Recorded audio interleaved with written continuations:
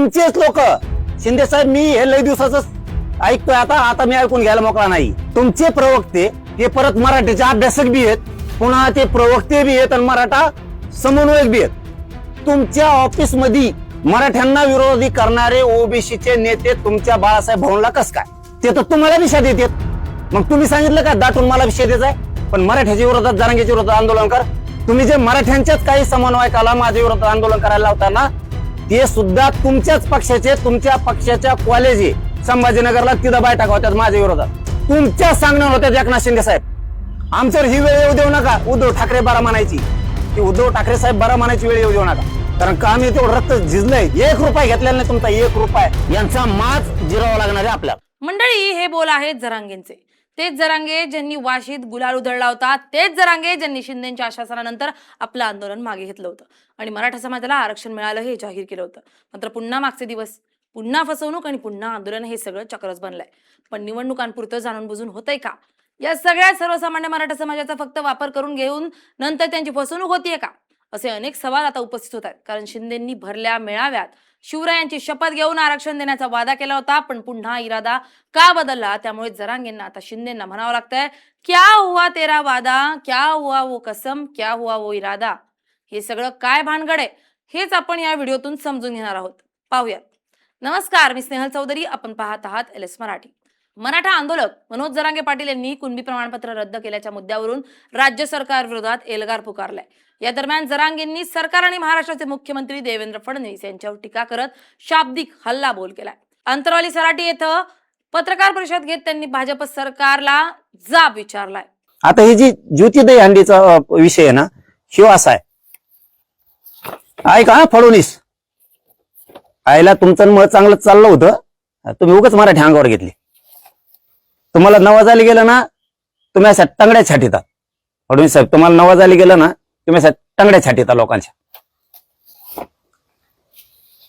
तुमच्या मंत्र्याच्या हाताने तुम्ही मराठीचा टंगड्या छाटीतात. ते बावनकुळे आहे,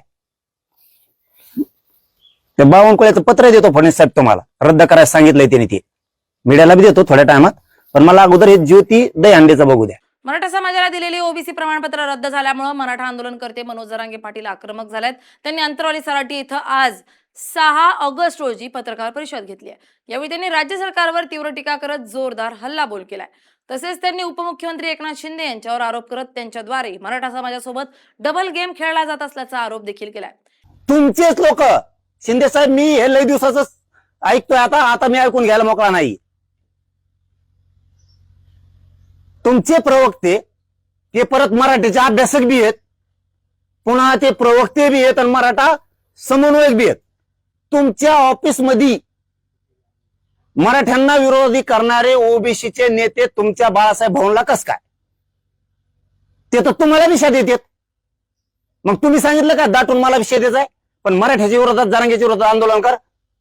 हे 2 कारण सांगितले तुम्हाला आता. आणि तिसरं सांगतो, तुम्ही जे मराठ्यांच्याच काही समन्वयकाला माझ्या विरोधात आंदोलन करायला लावताना ते सुद्धा तुमच्याच पक्षाचे, तुमच्या पक्षाच्या कॉलेज संभाजीनगरला तिथं बैठका होत्यात माझ्या विरोधात. तुमच्या सांगण्यावर होत्या एकनाथ शिंदे साहेब. एक गुण मी पण लागतो नाही, एक गुण अंगावर पण घालता का? तुमच्या पक्षाचा नेता कार्यकर्ता त्याचं कॉलेज संभाजीनगरला तिथं बैठका होत्यात आणि ते सगळेच तुमच्याच पक्षातले लोक आहेत. कशाला रे असं विस्तारित शिंदे साहेब? ठासून करावं, काय करायचं, मैत्री करावं तर ठासून करावं, शत्रुत्व करायचं ठासून करावं. तुम्ही असे छक्के पंजे खेळताल असं मला कधीच अपेक्षा नव्हती शिंदे साहेब तुमच्याकडून. कारण आम्ही मराठीच्या पोरांना तेवढ्या खस्ता खाल्ल्या तुमचे लोक निवडून आणताना. आम्ही थोडं बी लक्ष दिलं नसतं ना, तुमचे लोकच निघले नसते. तुमचा गद्दारीचा डाग पोसाला आम्ही मराठी आहेत.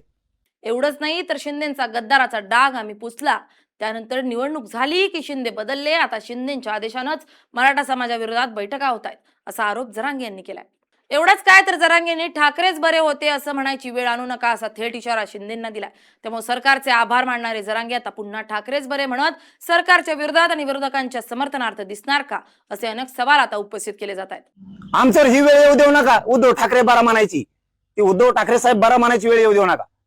कारण का आम्ही तेवढं रक्त झिजलंय, 1 रुपया घेतलेला नाही तुमचा, 1 रुपया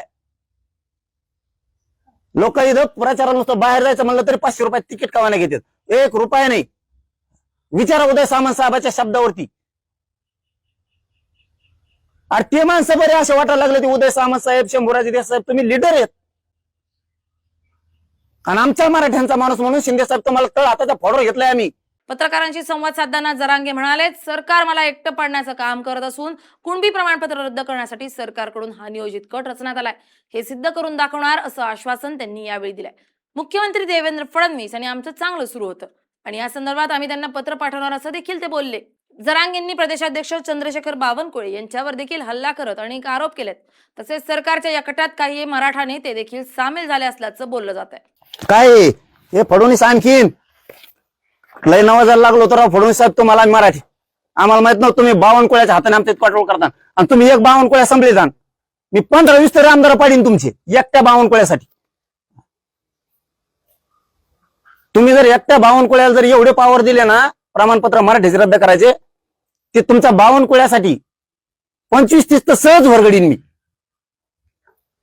मग बावनकुळ्या घ्यायचा का मराठी पाहिजे ते ठरवायचं तुम्ही. काय ते पुरावे काय द्यायचे तुम्हाला? वंशवळीपासून सगळे यशवंताची नोंद सापडली. आता जरांगेंचा हा उद्रेक पाहिल्यानंतर पुन्हा तोच प्रश्न पडतोय, तो म्हणजे आता पुन्हा आरक्षणासाठी रस्त्यावर उतरावं लागतंय, मुंबईत धडकण्याचा इशारा दिला जातोय, पुन्हा आंदोलनाची तयारी केली जाते. तर मग आधी उधळलेला गुलाल हा केवळ मराठा समाजाच्या डोळ्यातील धूळफेक होती का? आणि सर्वात महत्वाचा प्रश्न म्हणजे निवडणुकीसाठी केवळ वापर केला जाणाऱ्या मराठा समाजाला किमान यावेळी तरी न्याय मिळणार की पुन्हा फक्त आश्वासनच? या सगळ्यात तुम्हाला काय वाटतं? कमेंट करून आम्हाला नक्की कळवा. Bureau report, LS Marathi.